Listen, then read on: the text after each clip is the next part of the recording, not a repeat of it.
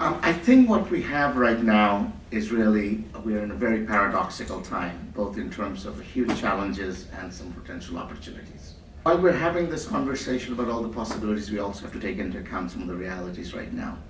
I think we are in the middle of what's one of the deepest recessions you can imagine.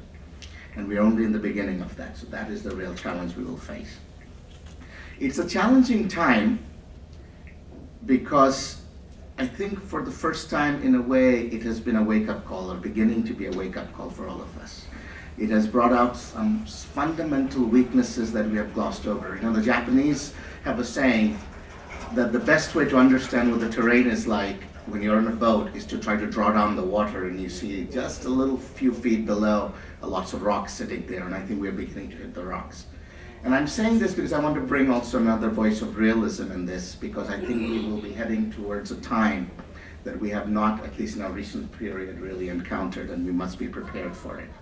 It is surfacing the weaknesses not only in our physical infrastructure, if you look at it sort of in terms of knowledge base and the intellectual infrastructure. A number of you mentioned about the rural education and the state of education we are in.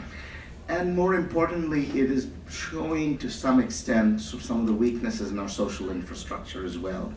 Robert Putnam, a number of years ago, wrote a book called Bowling Alone, where he talked about the decline of community in this country. And at that time, it was seen as an academic exercise from a Harvard sociologist who obviously had done a lot of field work. But I think what we are beginning to see also is a little bit of the fraying of that. And part of your role and our role together is to think about how to rebuild our community.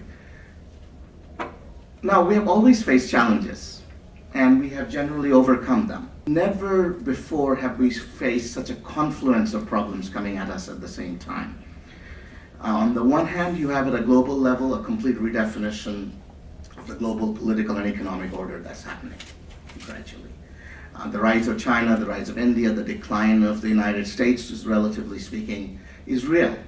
I mean, earlier this year, I was in Senegal, West Africa, and I gave a tip to the bellman at the hotel. He was very happy with the tip, but he said, "Excuse me, do you have euros instead?" This is in Senegal, West Africa. You go to the Taj Mahal in India, where they used to have a separate line for people paying in dollars to get you to get there faster. That is no longer the case. So we are, in some sense, at a global level, having a redefinition, and I will come to why it matters to all of us. The challenges of the environment, which we have for a long time sort of neglected or tried to deal with small steps, are also beginning to come to the forefront in a way. The global climate, the general environmental degradation, and for the first time, I think there's beginning to be a realization that the way of life that we have has to in some ways change, as opposed to our simply sort of adapting on the edges. Human security and human rights is also becoming an important issue. And again, I want to start with a global aspect of it, because I think it's really important. Because at the one hand, you are having much more of an awareness of the sort of fundamental rights of all of us. A lot of the issues around diversity, issues of participation, representation is being driven by that. At the same time, I think what we have also seen is with the rise of technology, how easy and how vulnerable our own rights are as well.